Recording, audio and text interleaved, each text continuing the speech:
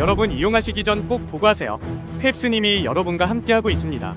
분석글이 보기 싫다면 영상 마지막 부분 추천 배팅을 참고하시면 됩니다. 자세한 문의는 텔레그램으로 연락주시면 안내해드리겠습니다. 현재 무료로 픽 공유 중입니다. 그럼 분석을 시작해보겠습니다. 오늘 안내할 경기는 국내 축구 K1 3경기 K2 1경기를 준비했습니다.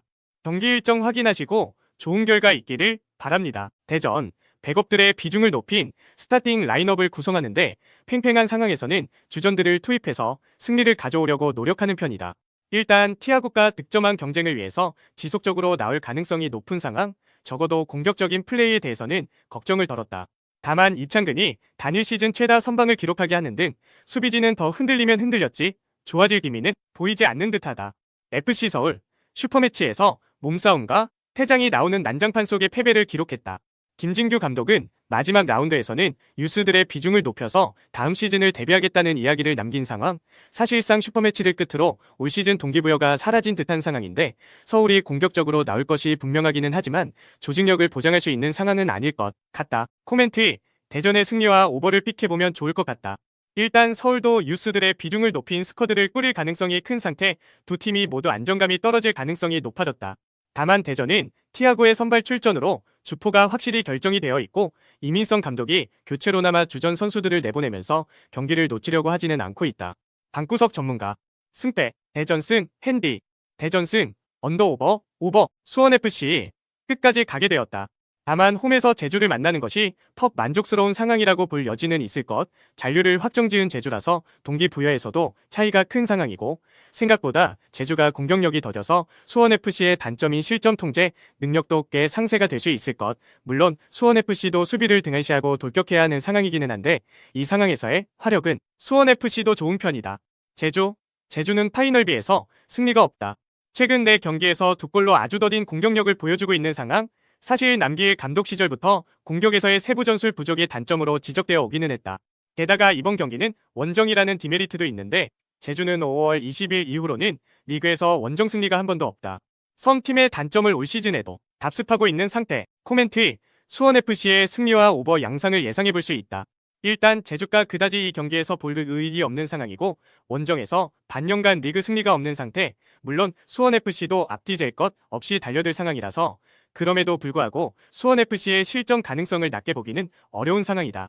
방구석 전문가, 승패, 수원FC 승, 핸디, 수원FC 승, 언더오버, 오버, 수원삼성, 공격에 올인해야 한다. 이 경기에서 비겨도 수원FC가 제주를 상대로 승점을 1점이라도 따내면 다이렉트 강등이 확정되기 때문 다만 중원에서 공을 굴려줄 수 있는 유일하다시피 한 자원인 카즈키가 수원FC전 퇴장으로 이 경기까지 나올 수 없다는 것이 매우 뼈아프다. 올 시즌 강원을 상대로는 진 적이 없다지만 본인들도 지난 경기에서 슈퍼매치 올해 첫 승을 거두었듯이 강원도 그렇게 할 수 없다는 건 모를 일. 강원FC 파이널비에서는 1위를 기록하고 있는 상황이다. 일단 강원은 비기기만 해도 다이렉트 강등은 피할 수 있어 다소 여유로운 상황이라고 할 수 있을 듯. 일단 지키기에 들어가는 것을 목표로 삼을 것 같다. 다만 공격력도 아주 맹탕은 아닌 것이 이정엽과 김대원이 서로의 골을 돕는 등 호흡이 상당히 좋아 보인다. 코멘트, 강원이 이겨도 아주 이상하지는 않은 듯. 득점력이 아주 빼어나지는 않지만 이정엽과 김대원의 페이스가 나쁘지 않다. 카즈키의 이탈이 있는 수원삼성 입장에서는 공격적으로 나가야 하는 상황임에도 중원에서의 힘이 떨어질 가능성이 있을 것, 오히려 철퇴 한 방에 무너질 가능성을 점칠 수도 있겠다. 방구석 전문가, 승패, 강원승, 핸디, 강원승, 언더오버, 김포FC, 무승부만 거둬도 승리할 수 있는 유리한 고지에 있다. 먼저 득점에 있어서 루이스를 중심으로 한 공격력이 확실히 돋보인다. 다소 아쉬운 점은 최근 3경기 동안 승리를 거두지 못했고 루이스도 9월 30일 경기 이후 터지지 않고 있다는 점이다. 그래도 수비력은 골키퍼를 비롯해 김태한, 조성권을 중심으로 안정감이 있다. 경남FC, 지난 부천전과 경기에선 비겨도 결과를 가져올 수 있는 상황이었지만 이번엔 반대 상황이다. 무조건 승리가 필요로 하고 선수들의 동기유발은 확실한 상황, 승리를 위해선 원기종을 비롯해 박민서의 발빠른 공격 선수들 능력을 100번 발휘해야 한다. 올 시즌 김포의 1패도 허용하지 않으면서 강한 모습을 보여줬지만 중요한 경기를 앞두고 설기영 감독의 재계약 불발 소식은 팀에 어떤 요인으로 비춰질지. 코멘트, 김포는 체력 소모가 있는 경남을 상대로 조심스러운 경기를 할 것으로 보인다.